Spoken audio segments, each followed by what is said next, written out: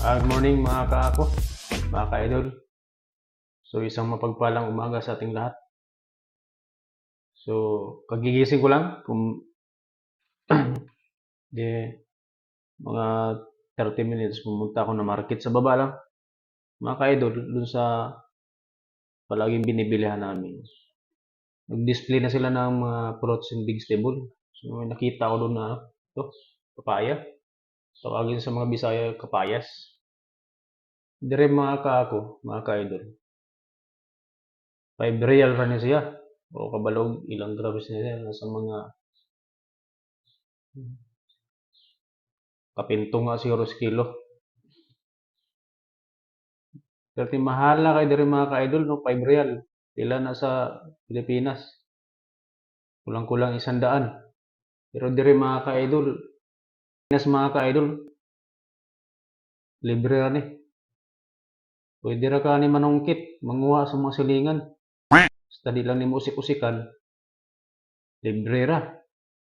Pero diri mga ka-idol, yun nilagay ko sa rep para lumamig siya. Para masarap naman kainin. 5 real na siya.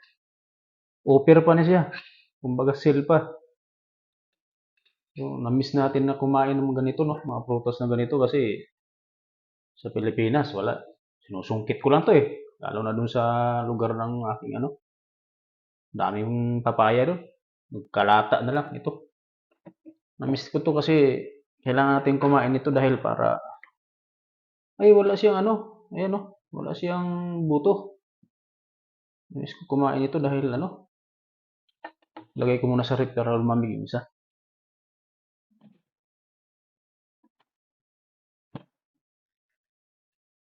Wala siyang buto mga ka-idol. Ayan. Pero kung dili na siya fresh. Fresh from the market na siya. Kaysa ato nigdugkit gikan sa punuan, tamis ito kayo. Yan diri wa gani siya buto. Limpyo kayo.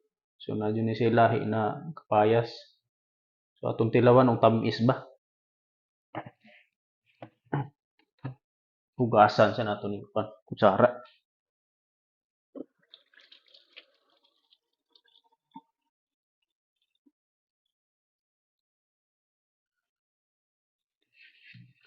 Tilawan nato ba kay pamaguni siya sa mga constipated diha sa mga kanabitong maglisod og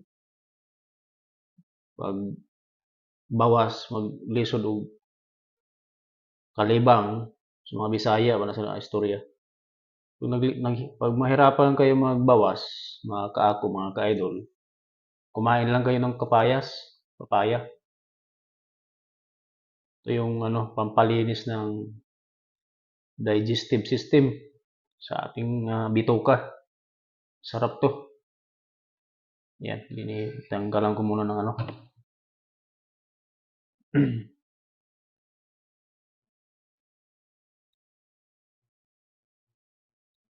Ito kasi, pinitas nila ito.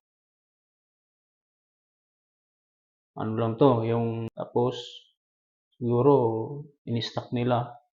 Ang sekreto nito pag ano, nilagyan lang to ng kalburo sa Pilipinas eh. Dito hindi ako sure kung anong nilalagay nila dito para yung ano, yung mga kung sa salitang Bisaya pa guwang na ba? Kita silang gani butang ni mas pusto na yung papel.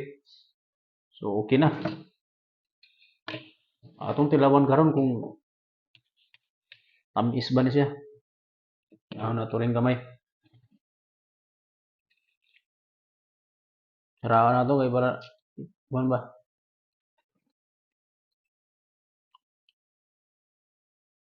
Tamis man day mga kaako, mga idol. Hmm. Pero lami dyan na siya, ang ginabuhat na ko ani.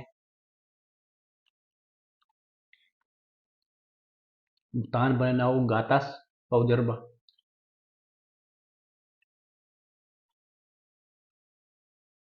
Sarap may combine sila sa gatas. Lahi jud ang kuan mga kaako, yung gikan sa punuan nga pagkahinog ba.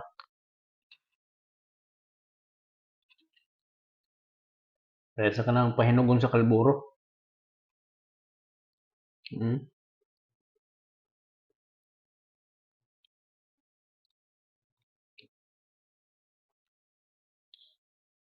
Ano di asa may dapit sa may panit. Dili na kayo tamis, tabang.